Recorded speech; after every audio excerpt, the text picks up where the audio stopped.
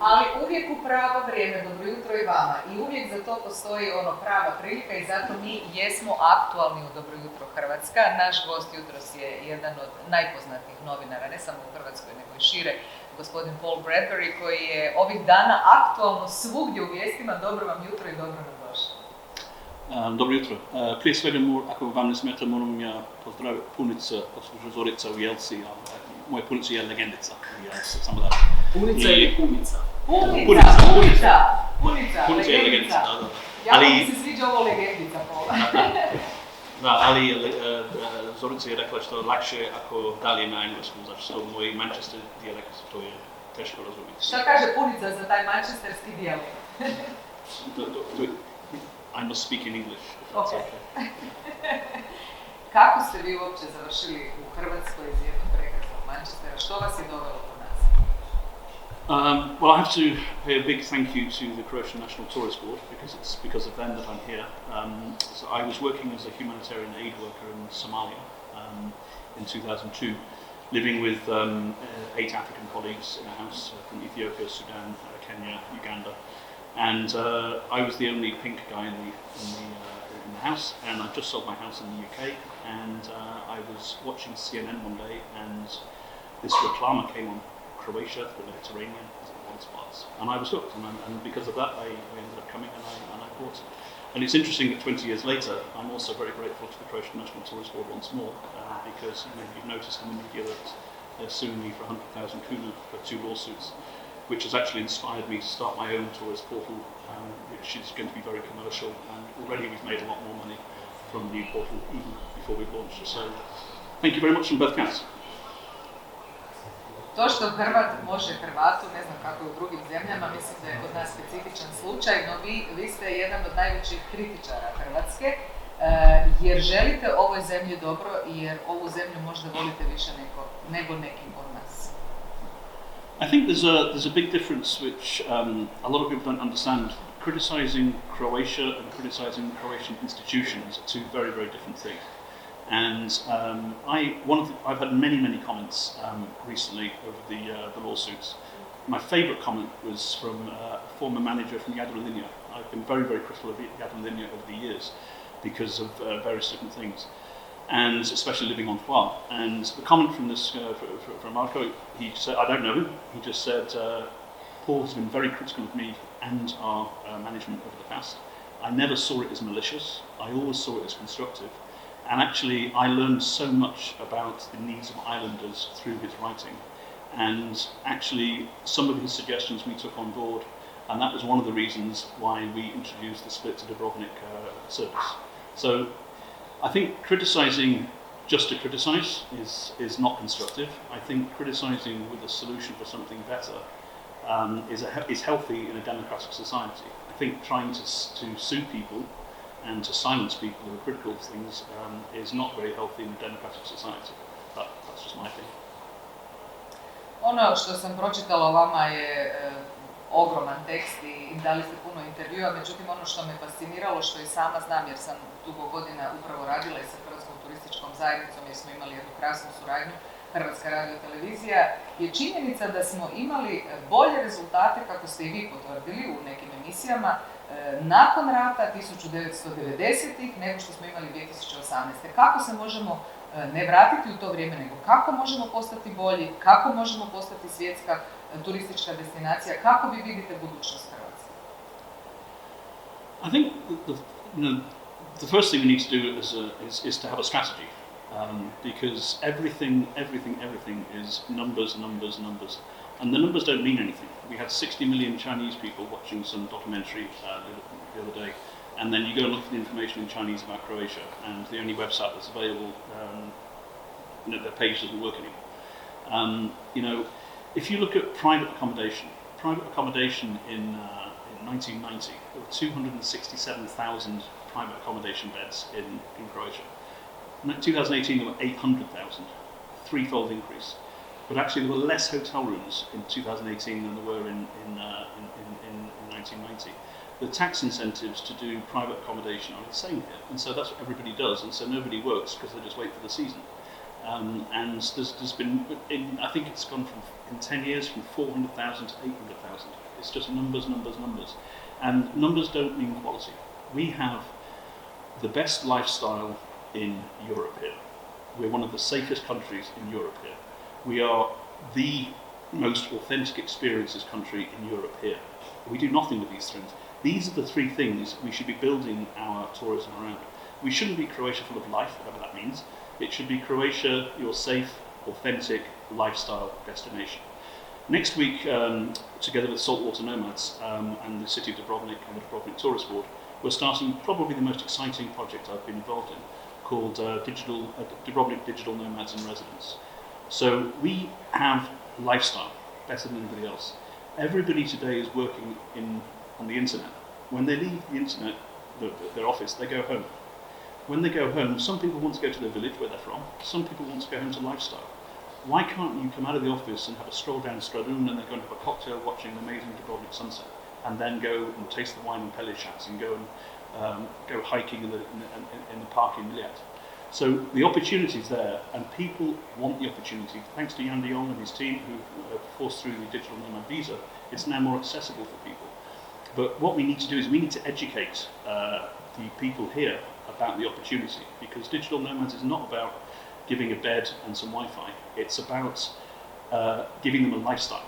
And so Tanya from Saltwater Nomads, very, very innovative program.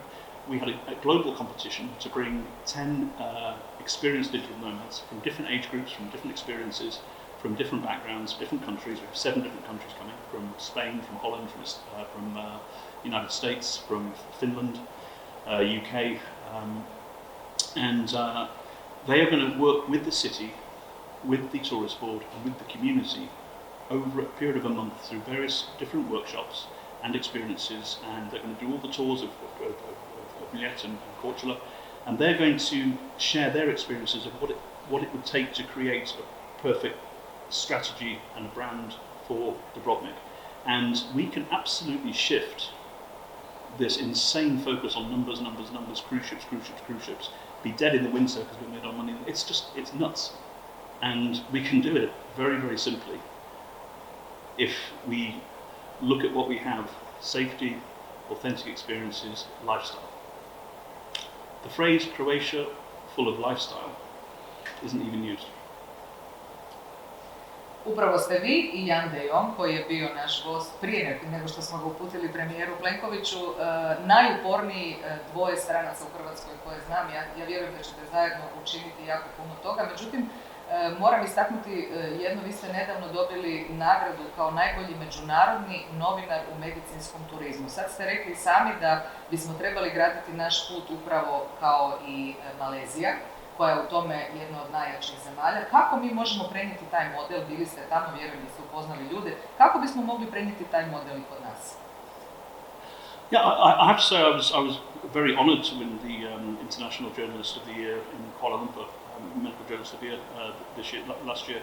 And it all started my relationship with Malaysia when Ognjen Bagatin from Bagatin Clinic invited me to come to the medical conference, and I interviewed the CEO of Malaysia Healthcare, Shireen Azli, and she had the whole audience just crying because she showed from zero, with a public-private partnership, with everybody working together, they turned it into a $2 billion industry. And she said, Croatia, I just see so much opportunity.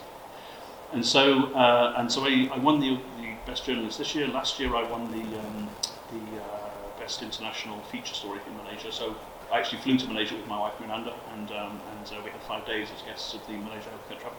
It was a fascinating learning experience. But you look at medical tourism. It's Croatia has such excellence. I was in Berlin with Ognjen Bagatin when Bagatin Clinic won at the International Medical Travel Journal Awards, won Best International Cosmetic Surgery Clinic of the Year in the world. Kwana Healthcare, they do amazing stuff. St. Catherine's, amazing stuff with what they do. They're partners with Mayo Clinic on pharmacogenetic testing. We have world-class stuff here. We have zero strategy. I ne samo to, mi se možemo pohvaliti mnogim drugim najboljima, kako sportašima, tako profesionalcima, što također ste rekli ne koristimo dobro. Zašto? I mean, let me tell you my favourite story really is the World Cup when somehow you beat England in the semi-final. That's fine. But Croatia was one of the hottest topics on the planet. What did we do with that? Absolutely nothing. But let me tell you what Rwanda did about that. Rwanda is a tiny country. I was an aid worker after the genocide in '94, so it's very close to my heart. Rwanda is a tiny country that's never been to the World Cup. It's never had a Premier League footballer. It has no standing in football globally whatsoever. But they had a strategy, and they signed a partnership with Arsenal Football Club for £30 million over 4 years, I think, to be the first tourism country branded with a Premier League team. And they have their Visit Rwanda logos seen 35 million times a day on all the replica shirts around the world. That's phenomenal marketing. They have the Arsenal team are coming out to do different things. And it's all funded by, Rwanda is a small country, but they have the mountain gorillas. When I was there in '94, it was $100 for a permit. Now it's $1,500 for a permit. If somebody's spending $1,500 for a permit, they want to stay in a 5-star hotel. Rwanda is opening better, more famous branded hotels in the 5-star luxury category than Croatia is. Rwanda has nothing to do with football. When we've got Modric, we've got the whole story, is doing much more with football to brand its tourism than Croatia, which has the moral, we are the number one, so we've got the best fans, we've got the best story, we've got the best checkers, everything. We should be branding everything to do with sports, because if you look at Google Trends, every 4 years, interest in Croatia like this, and then it's like, and then the Euros happen, it's like this, and then it's World Cup, and then 2018 like this. And what do we do with it? And then, no disrespect to the director of the National Tourist Board, who I've never met, but he came out with some statement a few weeks ago saying that the visibility of Croatia has increased by how many hundreds of % over the last 7 years, as though that was something to do with the Croatian National Tourist Board. And I'm sorry, Luka Modric and the other guys kicking the football in Moscow probably did a lot more, for free. I za kraj, kao stranac u Hrvatskoj, recite mi zašto Hrvat Hrvatu ne želi veći uspjeh? Zašto nazadujemo, zašto jedan drugome ne pomognemo kako bi svi, cijela zemlja postali bolji i veći nego što jesu? Because I think there's a very one of the truest things I found about Croatia, sadly, is a Croatian can forgive you everything but success. And I also wrote an article called "Could Croatians ever unite if they were not under attack?" When Croatia's under attack, there's nobody better to have in the trenches than the Croat, because they're amazing and the camaraderie is fantastic. When they're not, they're just arguing with each other. And one of the saddest things for me is this default negative mindset, because everybody thinks everything is terrible here and there's no opportunity, and so everybody leaves. In fact, there's amazing stuff happening here. There's some amazing, incredible people. Remats is just the tip of the iceberg of what's happening in this country. But nobody will tell their story, because as soon as you start to celebrate success, everybody wants to cut you down. And what we're trying to do with Total Croatian News is to celebrate the little guy, celebrate those successes, and show people that the default negative mindset can be better. We have amazing people from the diaspora who are contacting us now, thinking of returning because they see that is opportunity. If you show people there's opportunity, they'll come. Regarding tourism, we're launching this new website, total-croatia.com, on May the 1st in 10 languages. We're just going to completely bypass the system, because there's no point working with the system, because there's just nothing there. And so we're going to do everything ourselves. We're going to be highly commercial. I invite any private tourism business, from the big hotel chains to the small provider, to work with us. And we'll provide the absolute best information in 10 languages, where Google loves what we're doing, and I think by the summer we'll be the tourism information for this country. Sad bih rekla iz vaših usta u Božje uši, ostanite ovako uporni i učinite promjene u ovoj zemlji, znam da ju volite jako. Hvala vam od srca što ste bili naš gost. Thank you for the opportunity.